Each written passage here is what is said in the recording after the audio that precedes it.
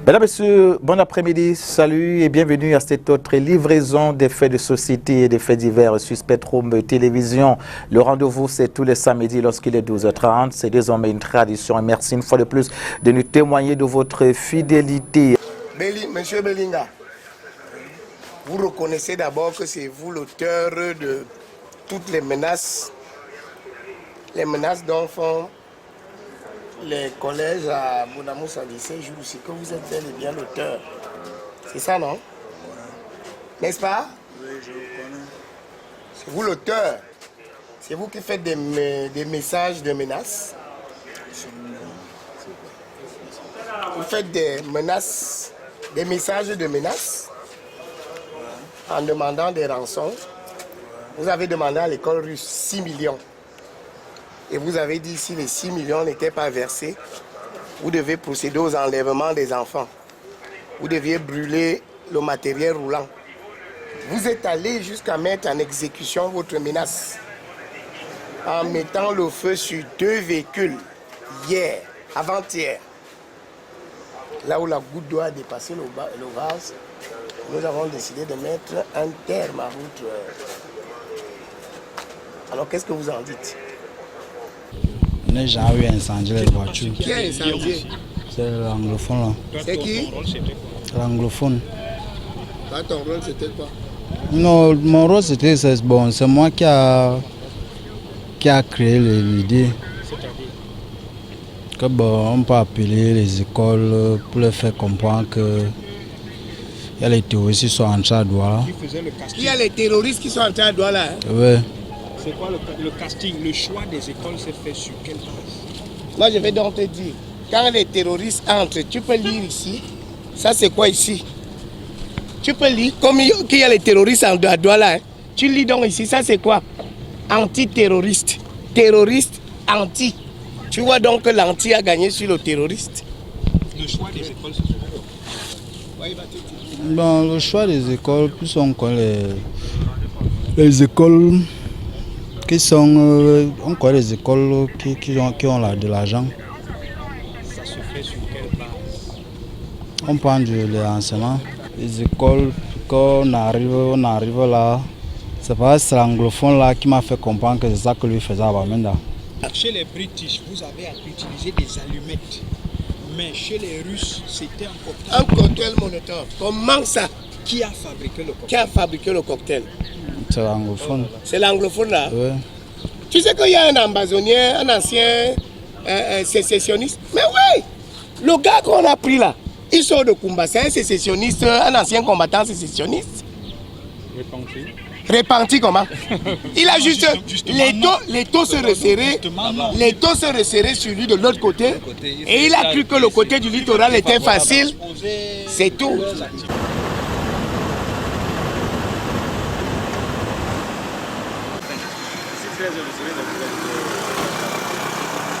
On the 14th, we received a phone call from people who threatened that they were paid to destabilize the school.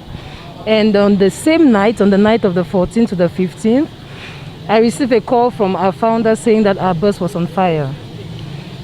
Fortunately, some passers-by were able to intervene and turn off the fire on the bus.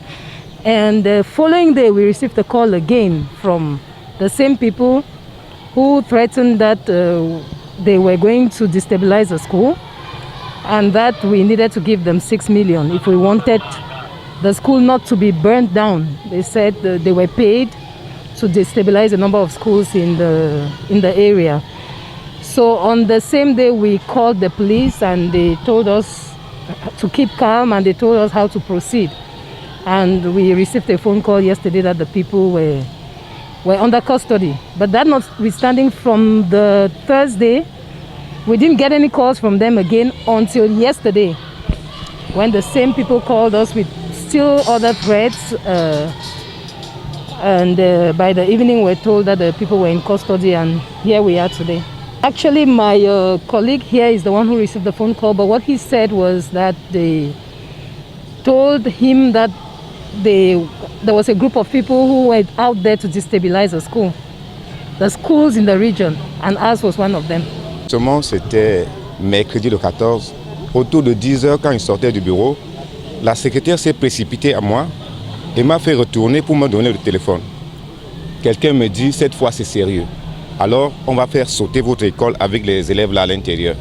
Il lui a dit, et on t'a envoyé me dire ou bien c'est quoi exactement? Il m'a dit non, sachez que c'est sérieux, c'est vraiment sérieux. Je lui ai posé la question, est-ce que je peux encore vous avoir sur ce même numéro? Il m'a dit, oui, je crois. Il dit, bon, ok, je reviens à vous. Ça, c'est le premier jour. Après, je n'ai plus appelé. Le lendemain, il a rappelé à 11 h pour demander où est le monsieur qui lui avait répondu.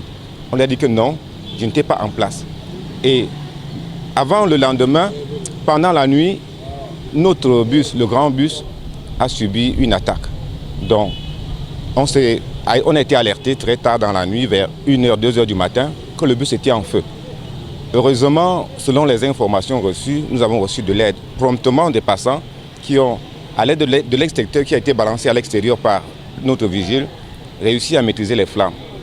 On vit dans la peur. Le lendemain également, on nous fait comprendre que on va venir enlever les enfants ici et même le personnel n'est pas en reste. Ainsi, nous avons contacté les services de la police. Nous vivons dans la peur et aujourd'hui, c'est comme un nouveau jour qui se lève puisque nous avons la preuve que nos doléances ont été prises en compte et profondément étudiées pour qu'enfin, ces hors-la-loi puissent répondre de leurs actes. C'est un sentiment de satisfaction.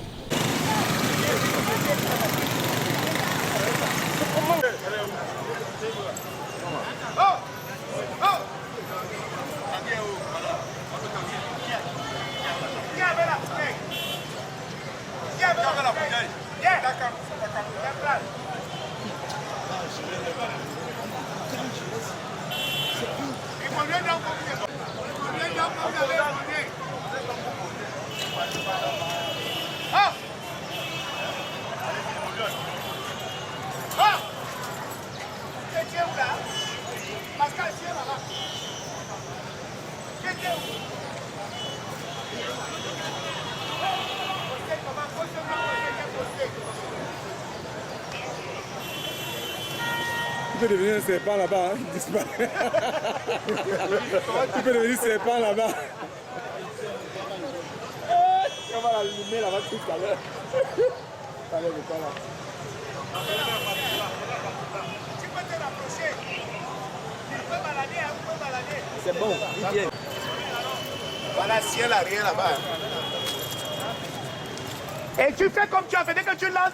Non, et ça c'est là-bas.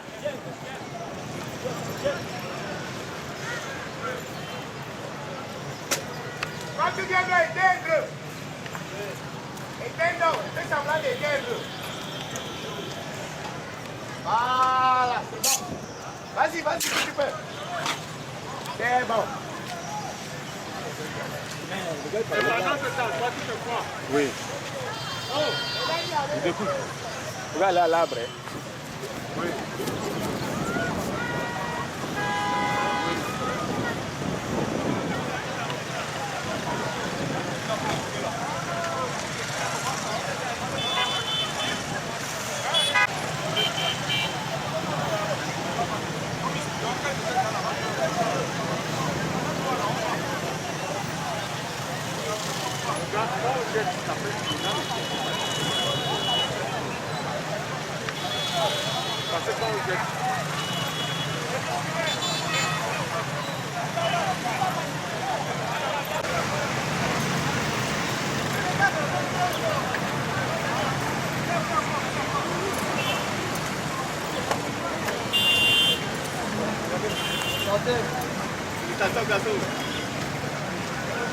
En place.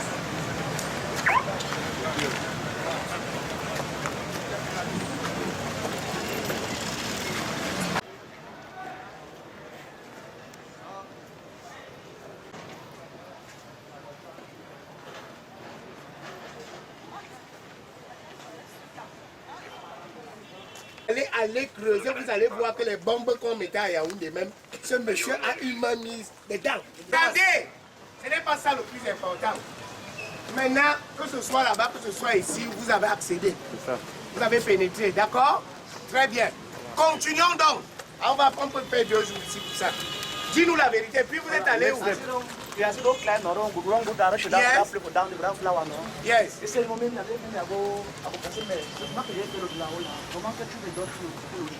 Comme ça. Oui. Tu brûles.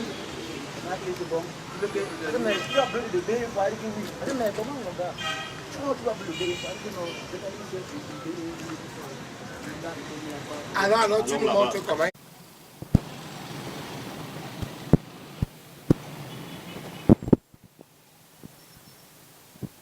Voici quelques images qui illustrent le non-respect des sens interdits dans la ville de Douala. Ici, nous sommes au lieu dit Vallée Bessengue dans le premier arrondissement.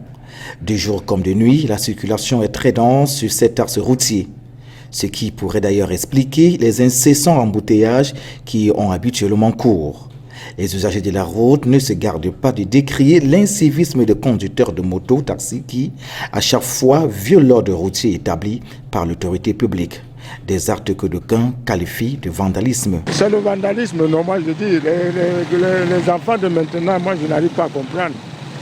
Normalement, ce qui se passe ici, c'est très dangereux. C'est très dangereux. Nous on pleure ici à cause de ça. On ne voudrait pas que ces enfants-là fassent ce qu'ils sont en train de faire. Pour d'autres, l'on pourrait remettre en cause la capacité des conducteurs d'engins à 2 roues à maîtriser le volant, mais aussi le fait que la plupart ne sont pas passés par des auto-écoles. Il faut d'abord être très conscient. Quand on est conscient, on sait déjà que le sens interdit, ce n'est pas bien pour emprunter. Et non loin de peut dire que peut-être ils ne sont pas passés par l'auto-école, peut-être ils n'ont pas un permis de conduite. Il y a d'abord la prise de conscience. Celui qui va au sens interdit, moi je pense qu'il n'est pas conscient. S'il peut être communément admis que l'incivisme est la cause de la violation des sens interdits par les mototaxis, reste aussi que ces concernés décrient le mauvais état des routes et l'absence des agents routiers dont le rôle est de diriger la circulation. S'il arrive même que les motos roulent au sens interdit, nos états de route et de deux, nos frères benzineurs doivent mettre en tête que le sens interdit n'est pas normal. Mettez la police pour qu'ils puissent diriger la circulation. Ce n'est pas manque de diriger la circulation qui cause cela. S'il y avait une bonne les bons policiers en route pour diriger la circulation, je vois que le sens interdit ne serait pas en train de circuler. La recherche des toilettes publiques dans la ville de Douala est un exercice fastidieux et éreintant. Si vous êtes dans le premier arrondissement de Douala, peu importe que le besoin soit pressant et urgent, vous devez vous rendre au rond-point d'Aïdo pour espérer trouver un espace aménagé pour la cause. Ou encore plus loin, à Bonanjo ou à proximité de l'hôpital La Quintini. Je suis particulièrement dépendant pour ici. Puisque j'ai eu à chercher les toilettes publiques, je n'ai pas trouvé. Bon, puisque j'habitais ici à La Quintini, derrière là, la rue Pro, j'ai donc eu l'idée. Il y a les toilettes publiques là quelque part. Les trouver, c'est une grâce qui n'est pas réservée à tous. C'est un grand carrefour de la cité des affaires du Cameroun, n'ont pas de toilettes et les distances qui séparent celles qui existent déjà sont très longues. On peut les compter au bout de doigts. Si vous allez sur la route de la Liberté, le boulevard de la Liberté, il n'y a pas de toilettes. Ancien gare J, Faircamp. En montant, tout autour là, il n'y a pas de toilettes. Vous allez peut-être plus loin là-bas, à Douala 2, il n'y a pas de toilettes. Il arrive qu'on aille là à côté pour pisser sur... Des fois, on trouve là où c'est interdit de faire pipi. Il n'y a pas assez. Et non seulement que les distances sont très éloignées, ce qui n'est pas normal. Donc, normalement, il faudra qu'on mette ça un peu partout.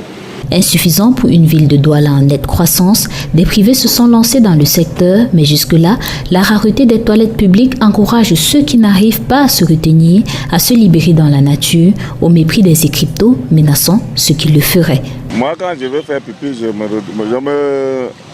me retire là où il y a les broussailles, s'il n'y a pas de toilettes publiques. C'est très difficile. Vous voyez, chaque jour, sur une petite distance comme celle-ci, tout le temps, il faut prendre du temps. D'ailleurs, regardez même comment on se chausse. Souvent, avant qu'elle arrive ici, c'est la boue partout. Vraiment, cet état de route, cette route est très mauvaise. Au niveau de votre engin, ça vous pose des problèmes tout le temps au garage? Oui, chaque fois, il faut être au garage. Si ce n'est pas les abortisseurs qui se gâtent, c'est tantôt les crevaisons et tout ça. l'embrayage même. Parce que de temps en temps, il faut arrêter, il faut prendre l'embrayage. Qu'est-ce que vous attendez? Qu'est-ce que vous espérez? Donc on espère que la route soit arrangée le plus tôt possible. L'autorité, vraiment, tout ce qu'on peut demander, le bien-être, ça passe par les routes. On a un peu d'eau ici, on a de l'électricité, mais la route, pour accéder, c'est pas facile. Si on a les motos tombent tous les jours là-bas. Là-bas. Je passe par moi, il faut casser le pied là-bas. Alors dis-nous, tu dis qu'on bâche combien ici? On bâche 4 enfants sur une moto, ils tombent dans les boules tous les jours. C'est que c'est une route qui rapporte beaucoup d'argent. Et depuis qu'on ne fait que fumer, on monte la route sur la télévision, on arrange pas la route. Et c'est une route que depuis que l'État avait dit qu'ils vont arranger, et nous on nous dit que la route est déjà goudronnée. Et nous ici, nous on sommes dans la route tous les jours. Les gens viennent porter la viande, on tombe dans la boue avec la viande. Les femmes enceintes ne peuvent pas passer sur la moto. Une femme enceinte passe sur la couche directement. Ça c'est quelle route ça? Merde mon frère. L'entrée de la CEDEPA, ça rapporte beaucoup d'argent. On ne peut pas arranger. Une femme a un retard de 2 mois, elle passe ici, ça sort. Que tous les feux de Douala sont déjà gâtés. Et la communauté ne s'occupe même pas de ça. Ça crée des embouteillages partout. Tu pars n'importe où, tu vois maintenant tous les feux sont gâtés. On ne comprend plus rien. Tu vois, comme par exemple ici au rond-point, les feux ne donnent pas. C'est ça qui crée l'embouteillage comme ça. Tous les feux là ne donnent pas. Partout les feux sont tous gâtés. Ça crée les embouteillages partout à Douala. Et ça vous pousse souvent aussi à avoir des accidents inutiles. Je te dis, parce que tant que tu es en train de traverser, les feux ne donnent pas. Tu connais les benzinés. Quand les benzinés traversent la route sans contrôler, tu es obligé de lui cogner seulement. Donc on ne comprend plus rien, c'est que le travail de la communauté. Donc vous lancez un appel à ce que ça soit retouché quoi? Hein? Tu dis? Vous lancez un appel à la communauté à ce que ça... Du fait d'arranger tous les routes, tous les feux de Douala, parce que nous on ne comprend plus rien. Donc on appelle la communauté de faire quelque chose pour les feux de Douala. Merci et bonne journée monsieur. Ouais, c'est bien. Donc nous avons les difficultés ici depuis l'arrivée des déportés du sud-est et du nord-ouest. Parce que nous n'avons pas suffisamment de place pour les héberger. Et il y a beaucoup plus de familles anglophones dans ce bloc. Ce qui fait que dans des maisons, il y a des maisons avec 15 personnes, des maisons avec 10 personnes. Et la vie est devenue tellement difficile qu'on ne peut même plus, on ne peut pas subvenir à leurs besoins. Nous-mêmes dans la soirée, on n'a plus de paix parce qu'il y a des gens qui sont dehors parce qu'ils n'ont pas où dormir, ils sont obligés de rester là-bas. Dans la journée, ils partent manger chez leurs frères. Et dans la nuit, ils n'ont pas où dormir, ils viennent rester sur les rails comme vous voyez là. Et avec les difficultés que nous avons dans le quartier, avec l'eau qui est partout, nous avons déjà écrit, on est fatigué, on attend toujours que le gouvernement puisse nous venir en aide pour au moins évacuer l'eau qui nous dérange dans le quartier. Et à ce moment même, nous ne dormons pas parce que même ceux qui sont malades, ils n'ont pas les moyens pour aller à l'hôpital. Ceux qui ont faim ne peuvent pas manger. Cette route nous dérange beaucoup, surtout en saison pluvieuse. On ne parvient pas à vendre, même les clients n'ont pas la possibilité de passer pour venir nous faire les achats. Pourquoi? Pour question d'eau. Depuis des années, depuis peut-être 7 ans comme ça que nous sommes ici là. Nous avons des problèmes d'eau en saison pluvieuse. La route, on ne respire plus. Quand il pleut, on ne respire plus. Inondation partout, les gens se noient, les boutiques des gens, les enfants. Tout le monde regarde la poubelle. On ne respire plus ici. Partout, on n'arrive plus à passer sur la route. On fait comment? Les clients, on tombe ici dans l'eau avec les clients. On se lève, on se noie. On va faire comment? Donc c'est pour ça que la route, là, ça nous a déjà dépassé. C'est jusqu'à fin fois en bas, là. On n'arrive plus à rouler nos motos. Nos motos se noient même. Notre moto se garde même. On va faire comment?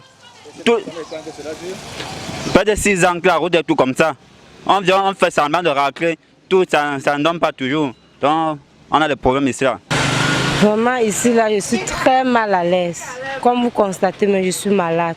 De temps en temps, comme j'ai les problèmes de palpitation, les odeurs toxiques, là, ça augmente vraiment mon mal. Et la poubelle, là, tout le temps, on verse la poubelle. Et l'eau, l'inondation, ça vient.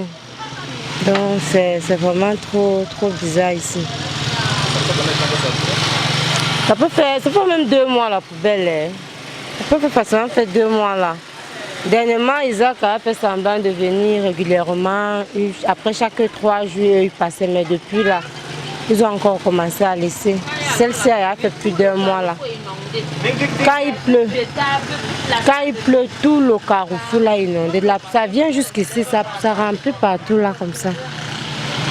Alors vous menez l'activité commerciale, comment est-ce que vous faites avec c'est pas facile. Quand tu arrives parfois le matin, tu es obligé de payer, de voir les pousseurs là. Comme aujourd'hui là, tu les payes. On essaie de pousser pour que tu aies le passage, pour que les gens puissent passer. Je suis à 9 mois, je n'ai pas encore eu ma carte d'identité.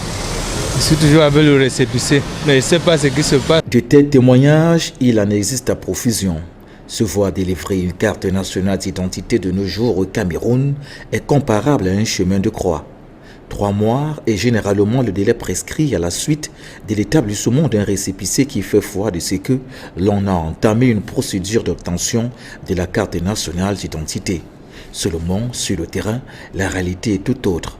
Les requéreurs se voient obligés de faire des interminables tours dans les commissariats aux fins de savoir si la CENI est disponible. Grosse déception. Ils entendront plutôt des discours du genre repassés dans 3 mois. C'est 1 an et demi, hein, mon récépissé. Ça date de 1 an et demi. On a renouvelé ça au moins 4 fois. 4 fois. Donc ça fait depuis, j'attends que ma carte d'identité nationale sorte, ça ne sort pas. La situation est encore plus compliquée pour celui qui perd sa carte d'identité et veut en refaire une autre. Il rejoint alors la longue liste de personnes en quête du précieux document d'identification. Quand j'ai égaré, ils sont allés en 2011 pour le faire. Jusqu'au jour, ça ne peut jamais sortir. Une situation qui ne va pas sans conséquences économiques, peut-on entendre de la bouche de quelques citoyens. Vous ne pouvez pas faire une opération à l'international avec les récépissés. J'en ai fait la preuve parce que j'avais eu un paiement qui venait de l'extérieur et heureusement que j'avais le passeport parce que je suis allé avec la récépissé à la carte d'identité, c'était pas possible. Des renvois à n'en point finir sans aucune explication qui apaise les cœurs. Je ne donne pas la raison, on me demande souvent d'être patient, c'est tout. On nous dit qu'on attend, ce n'est pas encore venu. On nous demande, on met une table sur ça, que tu pars, tu reviens, on a mis tout ça, c'est que je suis fatigué et découragé. Quant à la question de savoir ce qui fait problème, les avis des autorités judiciaires semblent se trouver dans un mar de café. Vous pouvez comprendre notre difficulté à pouvoir lire dans ce mar de café. Non, j'ai fait. The ban on the sale of outside drugs by government seems to have fallen on deaf ears as the sale of contraband medications continues to grow in leaps and bounds across the country. In the economic capital Douala, street vendors and self-proclaimed pharmacists openly stack these drugs on wooden tables. We are at Ngomswa Maché Plantain neighborhood in the Douala 2 municipality, a major hotspot where drugs are sold indiscriminately. Dealers here get them from various sources. De l'Europe. Oui. On a des frères en Europe qui travaillent dans les hôpitaux. This vendor says he gets his drugs from his brothers out of the country since they don't have official authorization to import legally like pharmacists. L'agrément pour acheter pour nous ravitailler comme les pharmaciens. Most roadside drug sellers lack medical knowledge on how their products work and how they are stored. This makes their job a challenging one. This man has been in business for close to 34 years.